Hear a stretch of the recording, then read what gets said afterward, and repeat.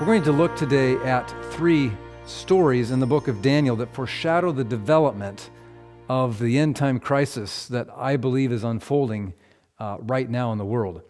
Sequentially, these three stories predict the issues that will come upon the world and God's people. So let's just briefly look at these. We're not going to look at them in great detail, but we're going to start our study today by looking at these three stories. The first one is found in Daniel chapter 1. And we have spent a good bit of time in Daniel chapter 1 over the last several weeks as we have begun our study of the book of Daniel.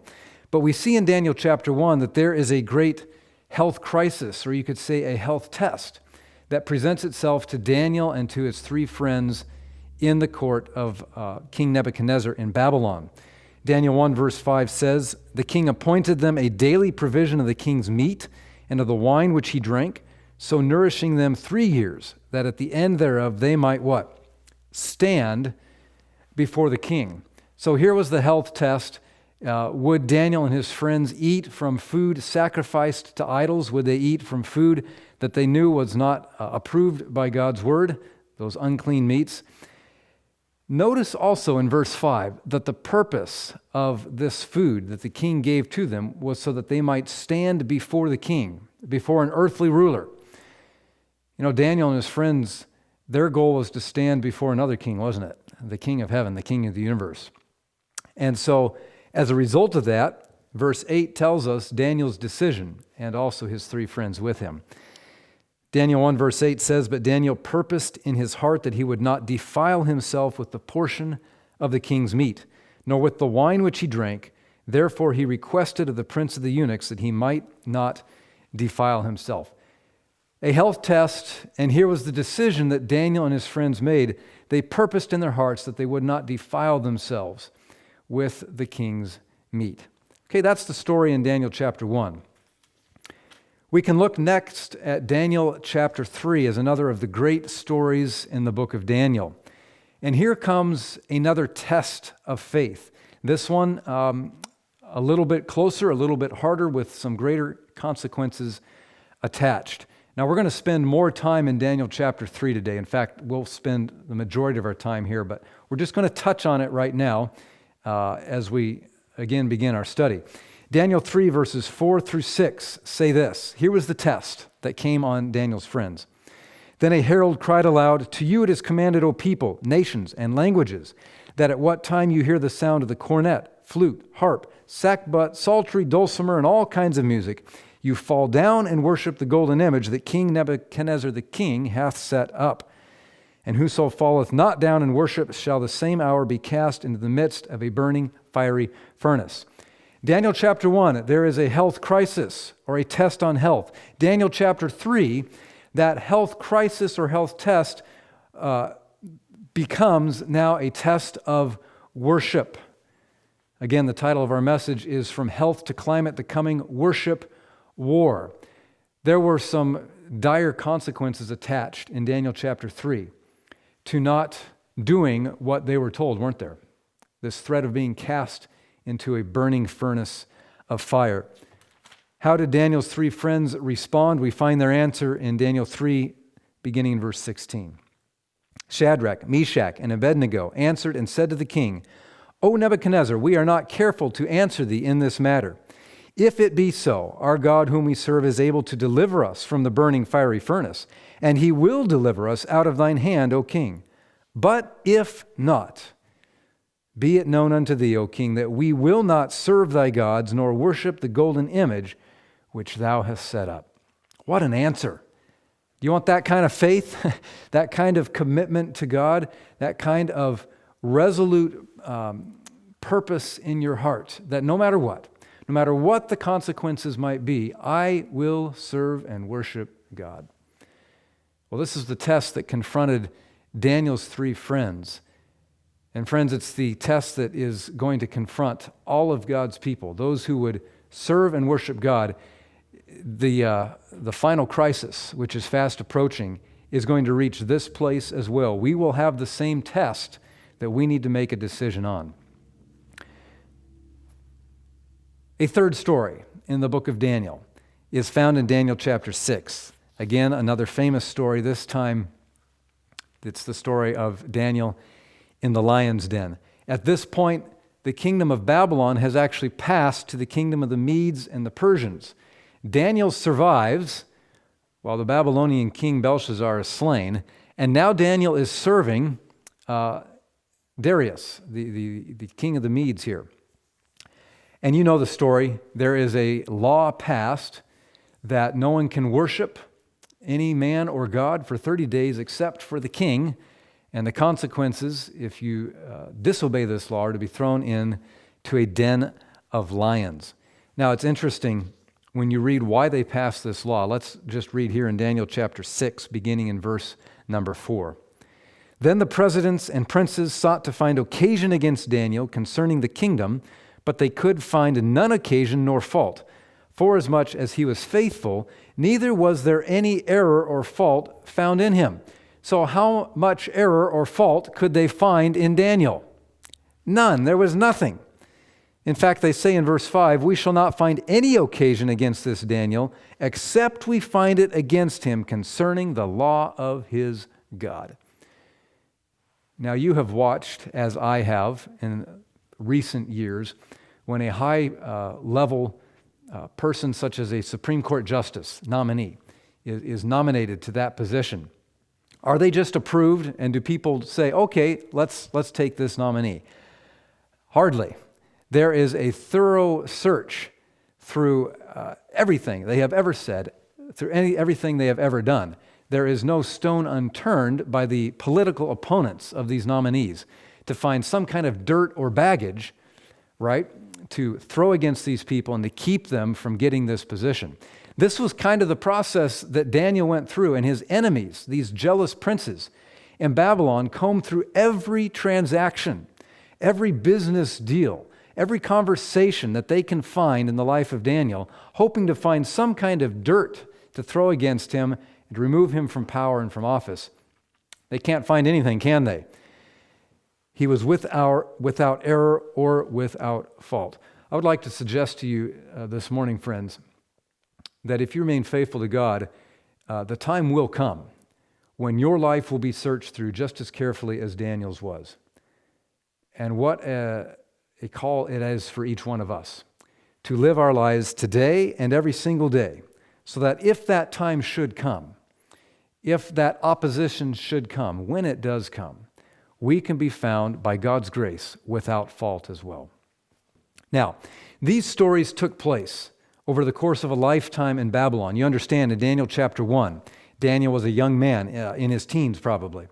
By the time you reach Daniel chapter 6 and the story of the lion's den, Daniel is an old man. He's been there decades in Babylon. So these stories stretch over the course of a lifetime. However, their end-time fulfillments will happen in a greatly compressed period of time, perhaps better measured in months rather than in years. Here's another interesting statement from Early Writings, page 67. Some of us have had time to get the truth and to advance step by step, and every step we have taken has given us strength to take the next. But now time is almost finished, and what we have been years learning, they will have to learn in a few months.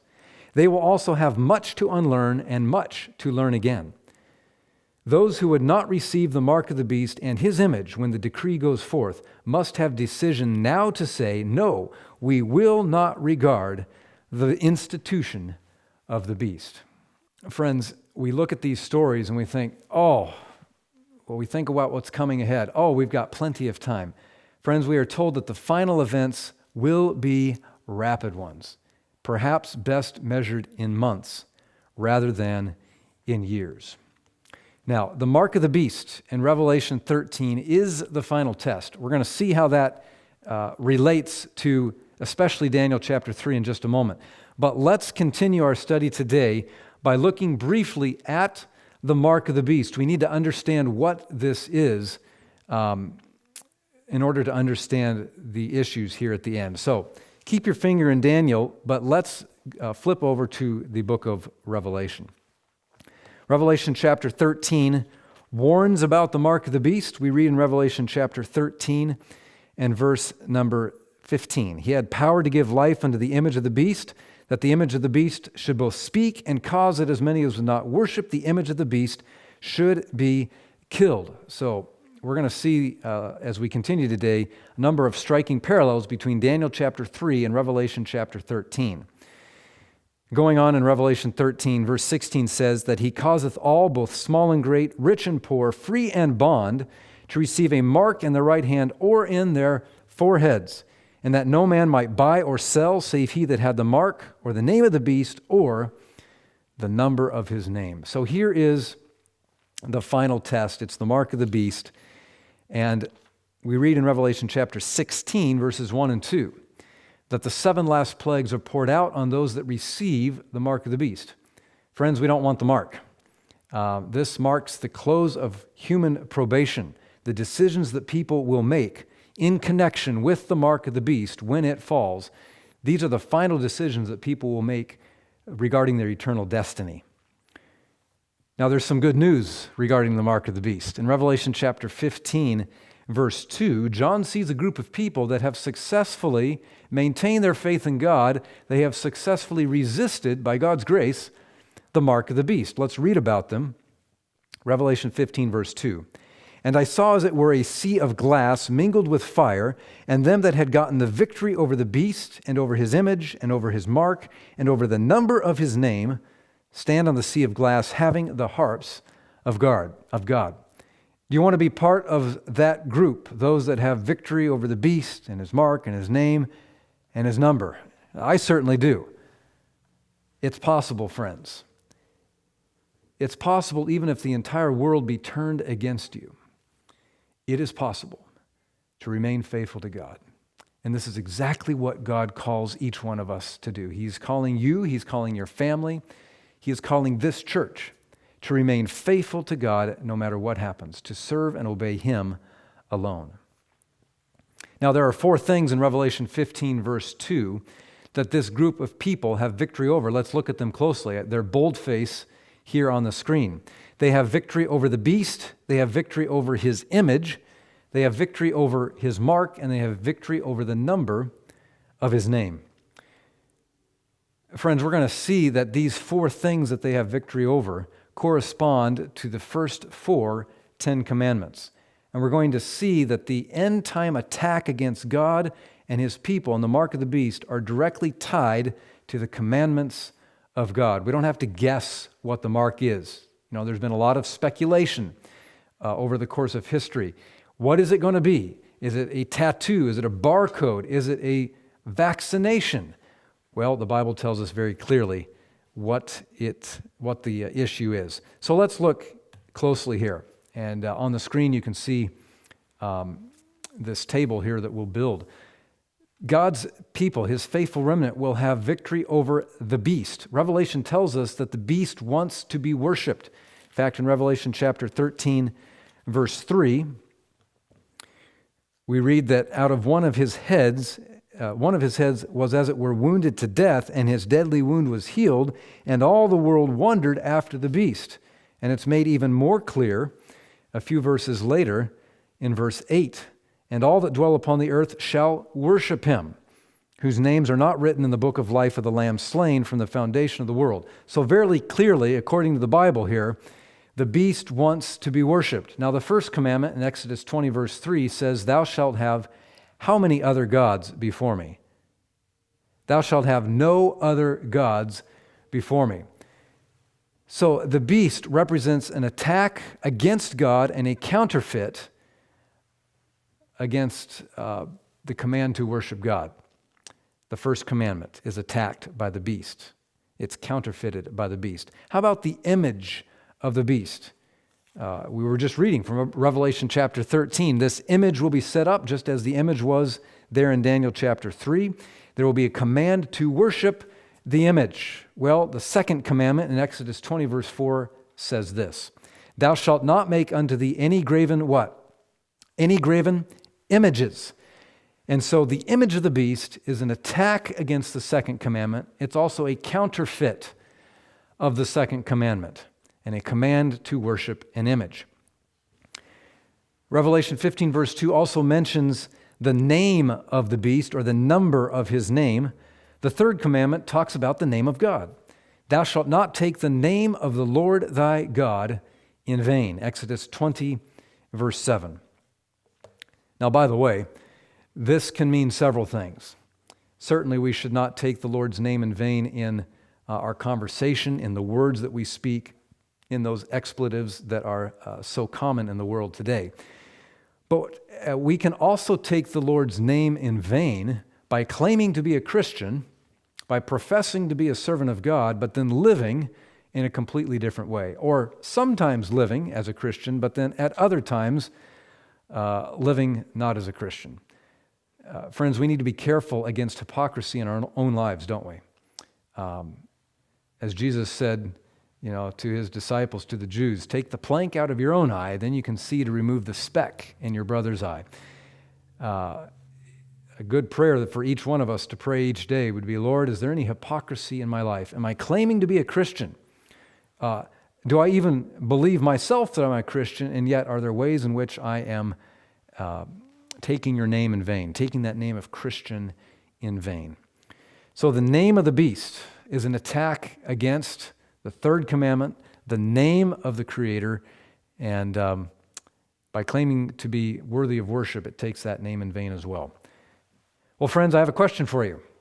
If the beast is an attack and counterfeit against the first commandment, if the image of the beast is an attack and counterfeit against the second commandment, if the name of the beast is an attack against and counterfeit of the third commandment, then the mark of the beast must be what?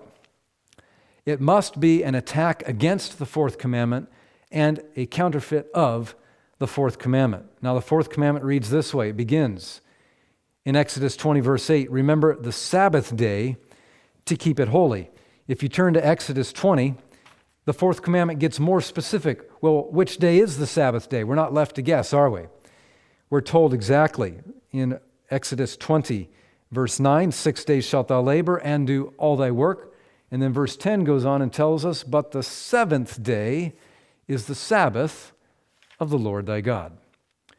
The Sabbath goes all the way back to creation. Genesis chapter 2 tells us that on the seventh day of creation, when God had finished all his work, he rested on the seventh day, and he blessed it, and he sanctified it. He set it aside for a special purpose. That is the day that he wants to meet with, to commune with, to interact with his creatures. He wants to communicate with you on that day. And it's the day set aside for us to worship him.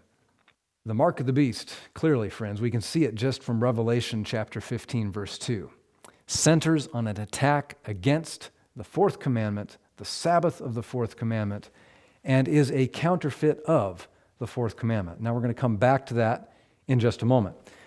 Now when we look in inspiration, friends, there are 4 stages of the Sunday laws that will constitute collectively the mark of the beast. The first phase of these Sunday laws will be refraining from work on Sunday. This is from Counsels to Parents, Teachers, and Students, page 550. After a time, the Sunday labor question came up for consideration. I should say this first to put it in context. Ellen White here is writing, she's in Australia, and she's writing to a Christian brother, an Adventist brother, who is asking for advice. How do we respond? There are some Sunday labor laws, or anti-labor laws being put in place where we live. What should we do? This is her response. After a time, the Sunday labor question came up for consideration. It seemed as if the lines were soon to be drawn so tightly about us that we should not be able to work on Sunday.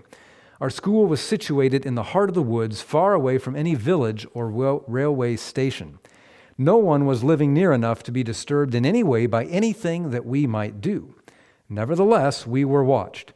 The officers were urged to observe what we were doing on the school premises, and they did come. But they did not appear to notice those who were at work. Their confidence and respect for our people had been so won, now listen to this, had been so won by the work we had done for the sick in that community that they did not wish to interfere with our harmless labor on Sunday. Now, friends, this happened over 100 years ago, but I find it incredibly fascinating that when laws were passed to prevent people from working on Sunday, in other words, forced rest on Sunday, that God's people, at least in this location, found reprieve from oppression because of the way they had helped the sick in their community. I believe, friends, that one reason God has allowed the current pandemic in this world is to give His church, to give His people an opportunity to help those who are sick, to help those who may not know the principles of health or who may not have access to health care, who may not be allowed in a hospital even. God is giving this opportunity to make this impression, to connect with people in our communities because there is a greater crisis coming. As bad as this one has been, there is a bigger one coming, friends. And we need God's guidance in being prepared for that. So this is the first phase of the Sunday law, simply laws stating that you cannot work on Sunday. Now that will eventually morph into a command to honor and respect the Sunday Sabbath. Here's a statement from Great Controversy, page 608. As the defenders of the truth refuse to honor the Sunday Sabbath.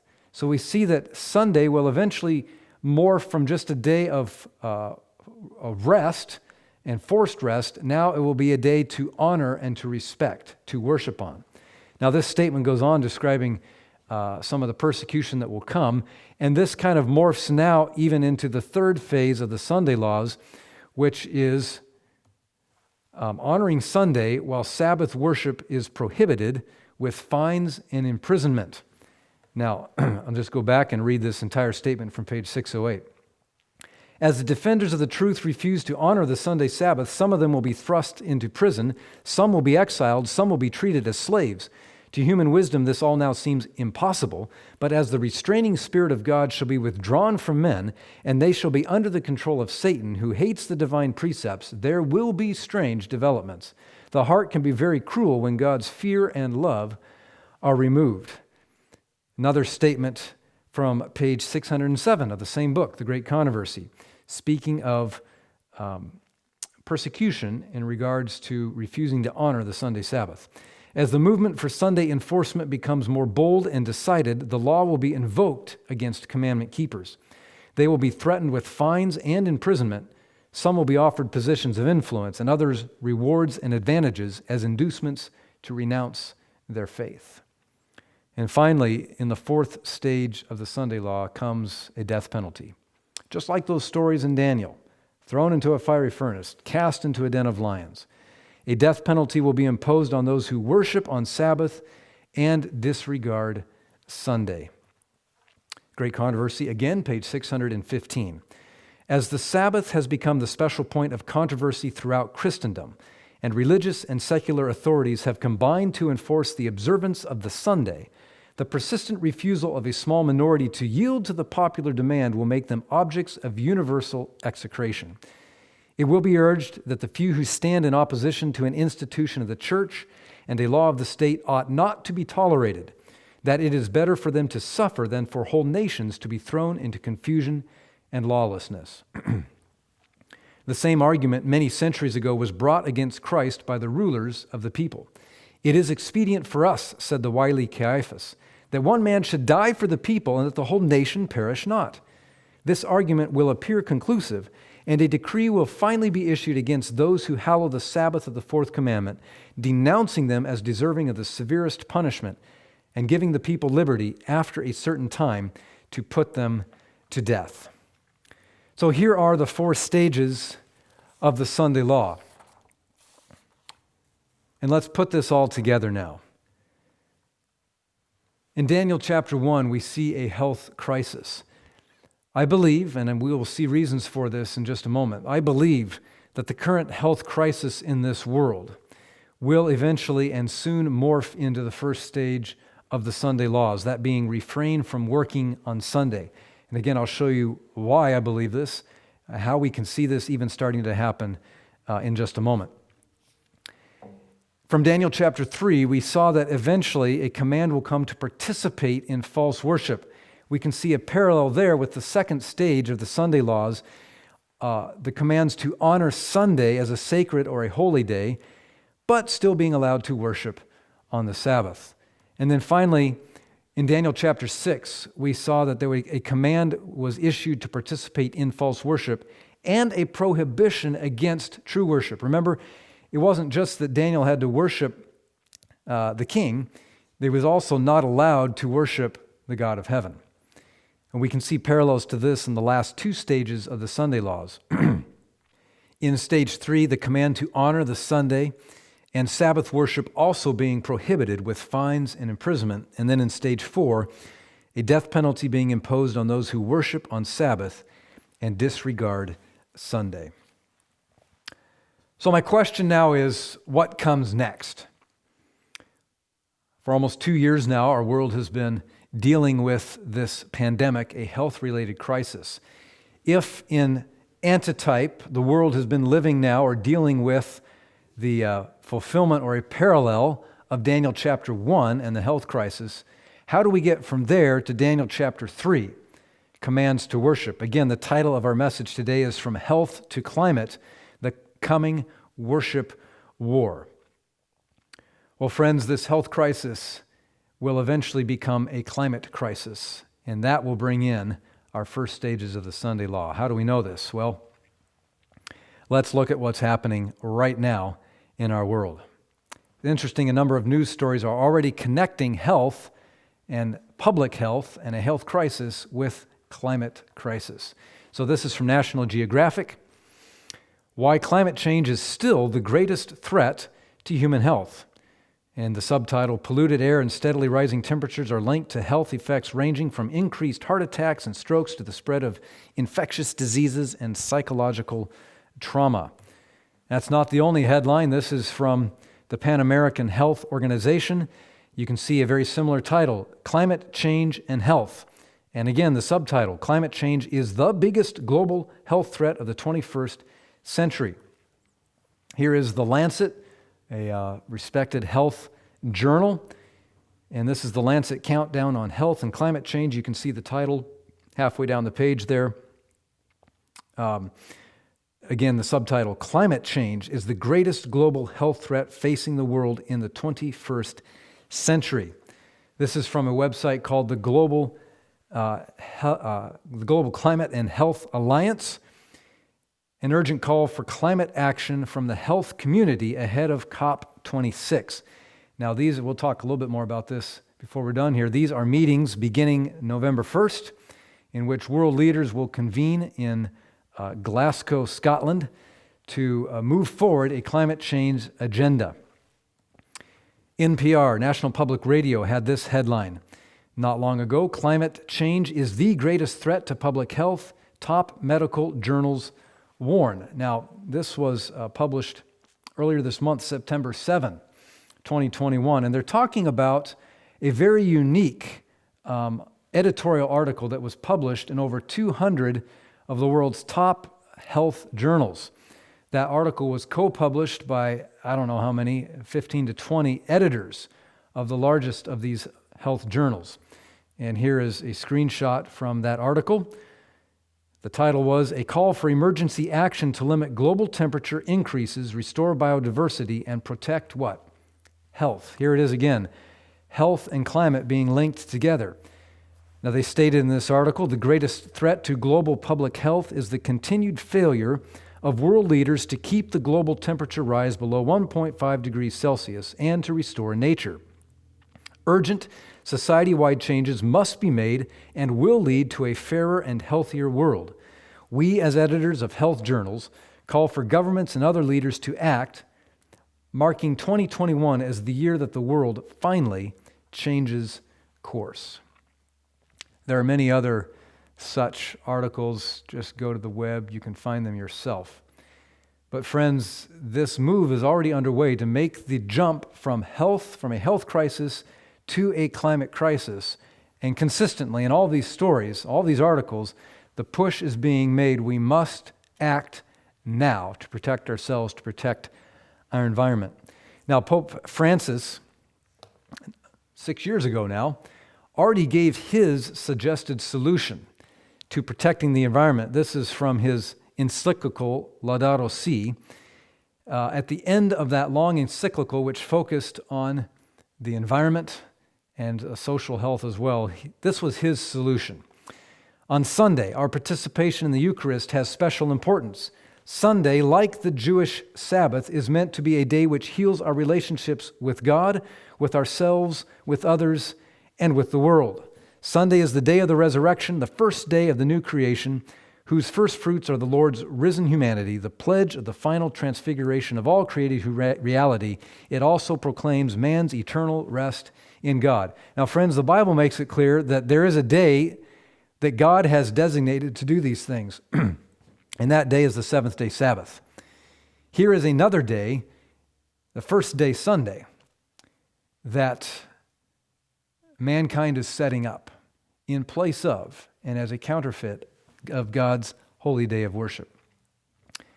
Now, why is Pope Francis suggesting Sunday, recommending Sunday? It's interesting as you look through history that it was Sunday laws back in the early Middle Ages that gave the papacy control of civil society. This is from a book called Great Empires of Prophecy, page 491, by A.T. Jones. We read there, in Constantine's Sunday law, power was given to the church to compel those who did not belong to the church and who were not subject to the jurisdiction of the church to obey the commands of the church.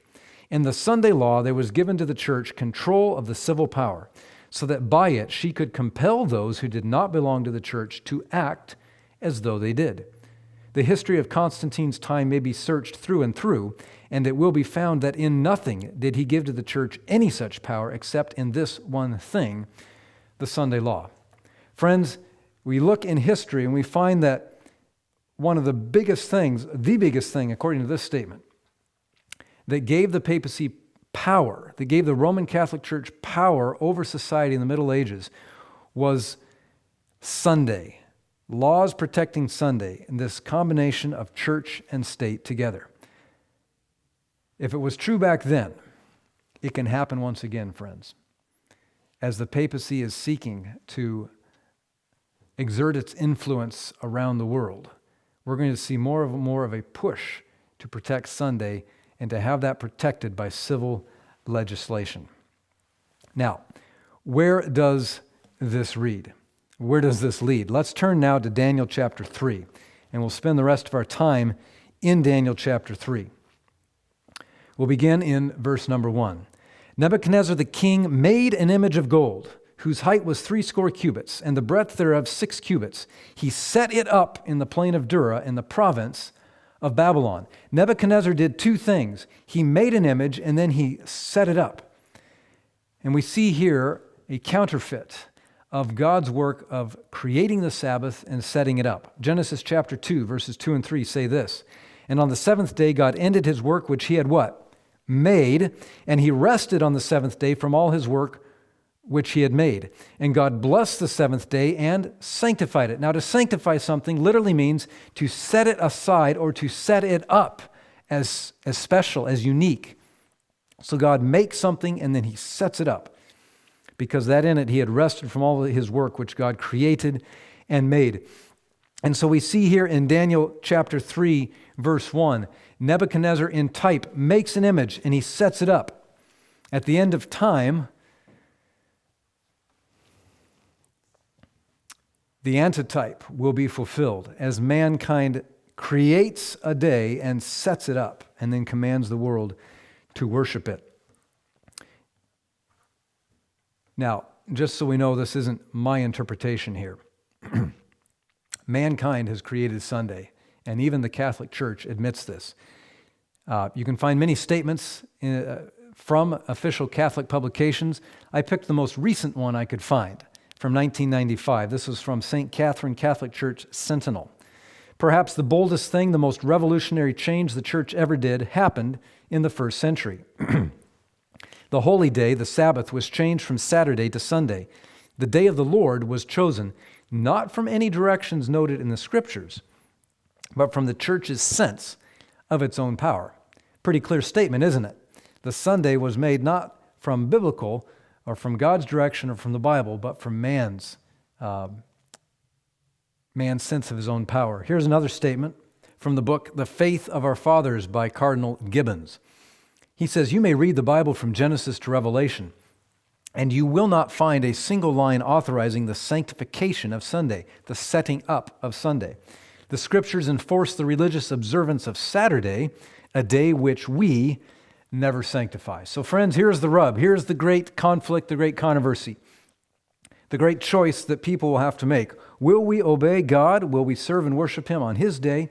Or will we obey and serve man in a day that He has set up?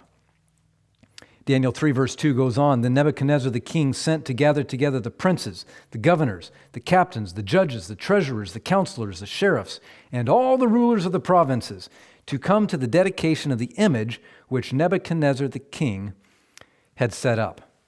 And we see here that there are leaders from all aspects of society that are gathered, right? Princes and governors, who would they be today? Well, those are our political leaders, aren't they? How about captains? That's the military. Judges, this is the judicial and the court system. There are the treasurers that were called. So here we have the economy, we have business. And then there are the counselors. Where have people turned during this pandemic to find answers, to try to find truth about what is really going on and how to protect themselves? There are two sources that people will turn to. It's either the scientists or it's either faith, it's religion. It's one of those two, right? So the counselors today would be the scientists and the religious leaders. And then Nebuchadnezzar called the sheriffs and all the rulers of the provinces. Here we have the local and regional political leaders. That pretty well sums it up, doesn't it? Everybody is called to bow down and worship this image which Nebuchadnezzar has set up. Now it's interesting. Laudato Si, that encyclical by Pope Francis, which set up Sunday as the answer, the solution to this world's problems, that encyclical was released in 2015. And just a few months ago, the papacy, the Vatican, took big steps to begin implementing with real action the principles in Laudato Si. So we have here the Laudato Si Action Platform. This was launched in May of 2021. The purpose, you can see, is to bring the whole human family together, for we know that things can change. Here's a story from crux.com. Vatican launches 7-year Laudato Si Action Plan. We will launch the Laudato Si Action Plan, which are 7 Jubilee years of concrete action, Father Augusto Zampini said.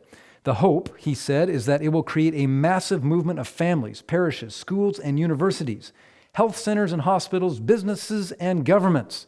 The idea is that everyone commits to the 7 Laudato Si resolutions, which are easy, and with each step, you get a credit, a Laudato Si award. Now, he didn't specify what those rewards are. Could it be the privilege of buying and selling, perhaps? We'll see as time goes on. There are 7 goals connected with this platform for action. You can see them there on the screen. The 6th one is ecological spirituality. So we need a new way of thinking about religion, a new way of thinking about spirituality as well. And again, from Crux. The reason for a 7-year plan is based on the biblical significance of the number 7. Year 1 will be dedicated to planning through community building, resource sharing, and drafting local action plans. The next 5 years will be dedicated to concrete action, while the last year will be a sabbatical year dedicated to praise and thanking God. So they've got a very definite plan. They've got a well laid out plan, even a timeline for when they hope the principles and the solutions for Laudato Si can be implemented all around the world in every aspect of society. Something else that happened actually just a few days ago, on October 4, scientists and faith leaders from all of the world's major religions gathered at the Vatican in preparation for the climate meetings happening next month. So we see here from the Catholic News Service, Pope, faith leaders urge nations at Climate Summit to care for creation. High-level representatives of the world's religions came together with Pope Francis at the Vatican to show their joint commitment to caring for the earth and to appeal to world leaders to deepen their commitments to mitigating climate change. The appeal urged world leaders who will meet at the 26th UN Climate Change Conference of Parties in Glasgow to take speedy, responsible, and shared action to safeguard, restore, and heal our wounded humanity and the home entrusted to our stewardship. Remember the wording there in Laudato Si. Pope Francis said, Sunday is the day which heals our relationships and our world. And here we have leaders from all the world's religions coming together saying, we are ready to take action to heal our world. Participants included top scientists and major religious leaders, top representatives of Christian denominations, Sunni and Shia Muslim communities, Judaism, Hinduism, Sikhism, Buddhism, Confucianism, Taoism, Zoroastrianism, and Jainism. That just about covers it, doesn't it, friends? Those that may say, I'm not religious, I don't believe there is any God, I don't worship at all, they'll probably fall under the atheistic mindset, which would encompass much, not all, but much of the scientific community. So friends, we see it happening here. Nebuchadnezzar is calling the world to come and bow down together. Speaking about the upcoming climate conference in November, Gallagher, Archbishop Gallagher, described the Faith and Science meeting as a no-brainer. The sense of urgency is rising, he said. More and more crises affect us, economic, social, food crises. Everything is coming together in a sort of perfect storm. Gallagher, the Vatican's equivalent of a foreign minister, said he thought that COP26 would be a key moment in the history of humanity.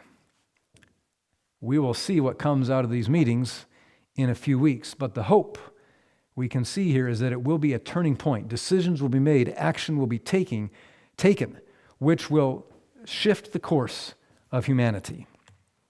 Let's go back to Daniel chapter 3.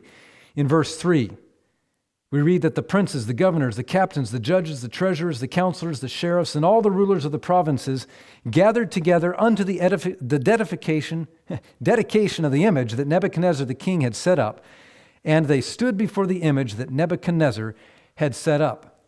So there on the plain of Dura, Nebuchadnezzar calls the leaders of the world, and they come and they do exactly what he wanted. They stand up. In other words, they say, we will serve you. We will serve your image. We will serve your agenda. And what do we see happening in the world today? We see the same thing. Climate Sunday. If you go to the website, climatesunday.org, you will see here that many churches, I think there were 1,000 churches here in the United Kingdom, in preparation for these meetings and in an effort to consolidate their influence together, said, we're going to come together, we're going to hold some kind of a Climate Sunday in our own local churches. And not long ago, just a couple weeks ago, they had a big convention meeting. They signed documents which will be forwarded on to government leaders as well. Here's another website, the Green Sabbath Project. Is there nothing you can do about the environment? Nothing may be one of the best things you can do. One day every week, do nothing. And so we see here, again, the solution to climate problems being a Sabbath of some sort. Here's another article. Fresh Talk, the earth needs a green Sabbath. Every week we should take a day of rest. We should not shop or drive. Commerce, transportation, and construction would pause. Everyone would rest for the entire day. A weekly Earth Day could be what saves us all. Yet another one, this one from the website Tablet. The Sabbath in an era of climate change. We humans face a set of dire ecological crises, the results of what many now call the Anthropocene era, and so forth. Again, the solution, according to this article, would be take a day of rest, and guess which day is suggested? Of course, it's going to be Sunday. And then we have Faiths for Climate Change, a global multi-religious action. They are planning a big conference or convention here on October 17 and 18, so this hasn't quite happened yet. And you can see their goals here. Look on the right-hand side on Monday, October 18. Dressed in religious garb, we'll take our faiths into the streets and to our leaders' doorsteps. We'll deliver our demands to political and financial leaders, hold prayer or meditation vigils outside government and bank offices, sing hymns about the climate, or take action rooted in our deepest values. And friends, I'll be honest, this phrase in the middle of that paragraph caught my attention. Deliver our what? Demands to political leaders. And my mind went to this statement in Great Controversy, page 592. The dignitaries of church and state will unite to bribe, persuade, or compel all classes to honor the Sunday. The lack of divine authority will be supplied by oppressive enactments. Political corruption is destroying love of justice and regard for truth, and even in free America, rulers and legislators, in order to secure public favor, will yield to the popular what? The popular demand for a law enforcing Sunday observance.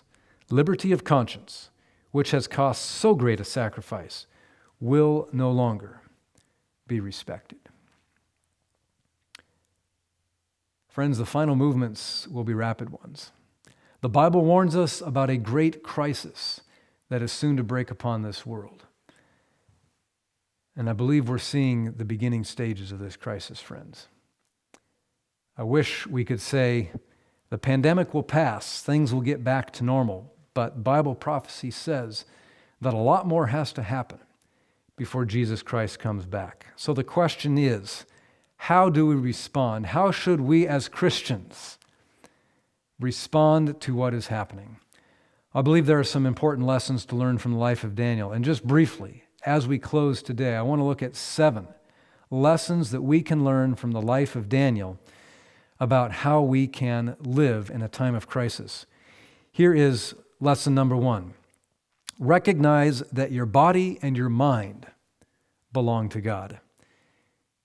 In Daniel chapter 1, Daniel and his friends, teenagers in a pagan court, slaves, servants, they make a choice that they will recognize the fact that God has created them, that He is the owner of their body, and they choose to respect and honor God in terms of what they allow into their bodies. The Bible tells us in several places that our bodies are a temple in which God wants to dwell by His Holy Spirit. So step number 1, or lesson number 1, about living in a time of crisis is to recognize that our body and mind belong to God. I'm not just talking about food or even about some kind of injections, whichever side of that issue you may fall on. Friends, everything we allow into our body, whether it's through our eyes, through our ears, what we read, what we watch, what we listen to, what we allow our mind to dwell on, all of these things can either build up or tear down this body temple that God has given us in which He desires to dwell. So let us prayerfully examine our own lives and ask God to guide us and lead us in our care for this body temple. Secondly, exercise a faith that acts decisively at a moment's notice. When you look at these stories in the book of Daniel, there was not a lot of time to stop and consider, what should I do with this crisis? What should I do? I'm standing in front of a burning fiery furnace being told to bow down and worship an image. What should I do? A new law has been passed that I must worship the king or be cast to the lions. What should I do? We don't find that in the book of Daniel. They already knew what they would do, and they were ready to act at a moment's notice. Many earthly battles on the battlefield have been won or lost because of an ability or a failure to act at a moment's notice. Friends, we're in the biggest battle this universe has ever seen. We need a faith that can act decisively at a moment's notice. Here's a third lesson from the life of Daniel. We need to devote ourselves to understanding prophecy. In Daniel chapter 9, Daniel recognizes that the 70 years of captivity are just about over. And he actually says in Daniel chapter 9, verse 2, in the first year of Darius, I, Daniel, understood by books the number of the years whereof the word of the Lord came to Jeremiah the prophet, that he would accomplish 70 years in the desolations of Jerusalem. So he studies Bible's prophecy. He understands that the 70 years are about done, and he begins praying to God this beautiful prayer in Daniel chapter 9, asking God to send his people back to Jerusalem to restore the sanctuary. And as a result of that prayer, God sends the angel Gabriel to Daniel to give him understanding. And a beautiful prophecy, the 70-week prophecy, is given to Daniel. We'll study that prophecy in a few weeks. So devote yourself to understanding prophecy. And by the way, God promises when we prayerfully study his word, we can understand prophecy. We can understand his word. So we can be thankful for these promises. Claim them as you're studying the word of God, and he will answer those promises. Here's a fourth lesson. Pray and live in response to Bible prophecy. Again, we see here that Daniel didn't just understand these prophecies intellectually. They led him to action. They led him to actually do something in his life. In Daniel chapter 9, it's praying a prayer, asking for God to act, and then God sends the angel Gabriel. Daniel was not the only Bible figure, the only hero of faith that lived this way, praying and living in response to Bible prophecy. Another example would be Noah, right? God tells Noah, in 120 years, I'm going to send a flood of water upon this world. What does Noah do? Does he just sit back and say, oh, well, I'm really glad that I know this. I'll try to tell as many people as I can. Noah does tell as many people as he can, but he also takes action, doesn't he? He begins building an ark, and so he responds to Bible prophecy. What are you doing in your life in response to Bible prophecy? Is it making any practical difference in how you live your life? And if it's not, it needs to be. I'm not telling you how it should. That's God's job. Only he knows what your specific response should be. But friends, as we study this book, as we study the prophecies, it should make a practical difference, right, in our lives about how we live our life. So as you study Bible prophecy, as we're going through the book of Daniel here, ask God, Lord, what does this mean for me practically? It's a lot of information, but that information needs to become transformation in our lives. So pray that prayer as you are studying, as you are meditating on the Word of God, on these prophecies. Lord, what practical difference do you want this to make? And he will show you. Number 5, decide that the fear of man and bribery have no power over you. Right? That's what Daniel's 3 friends there on the plain of Dura, they had made the decision that bribery would not work, that the fear of man, that the fear of punishment, that the fear of death would make no difference to them. They would serve God no matter what the consequences are. And Jesus said to his disciples, do not fear those who can kill the body. Rather, fear him who can kill and destroy both the body and the soul. And this is a tough one, isn't it? We live in a world full of things to be fearful and scared of. And increasingly so, we live in a world where we are being told what to do or else. Decide that fear of man and bribery have no power over you. And friends, when God can bring us to this point, we are now living free in Christ. We are living free in God's protection, free in his power. Number 6, live, work, and serve in this world in a faultless way.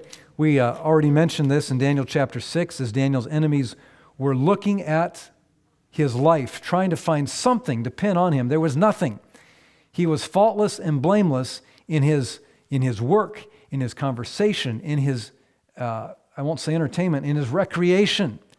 Right? He never spent government money to go on a personal vacation. He never cheated on his tax returns. It would have come to light. There was nothing they could find. So we need to live and work and serve in this world in a faultless way. Ask God to help you. Lord, is there anything in my life that might not be a faithful witness of you, that might be actually making me take your name in vain as a professed Christian? And the Lord will bring these things to light, and then he will give you power to change them, power to overcome them. Finally, live every day as if it is the day of crisis. And I'm not saying to walk around in fear and trembling and being suspicious of everything and everybody, but simply keep this mindset in view. Jesus is about to come back, amen? Jesus is about to return. I want to be ready whether he comes today or tomorrow or the day after that or next year or whenever. I am living today as if this is the day of decision. And that is the secret. These are the secrets, friends, to living faithfully in a time of crisis. I want to leave you with this statement from the book, The Great Controversy, page 621. The assaults of Satan are fierce and determined. His delusions are terrible, but the Lord's eye is upon his people, and his ear listens to their cries.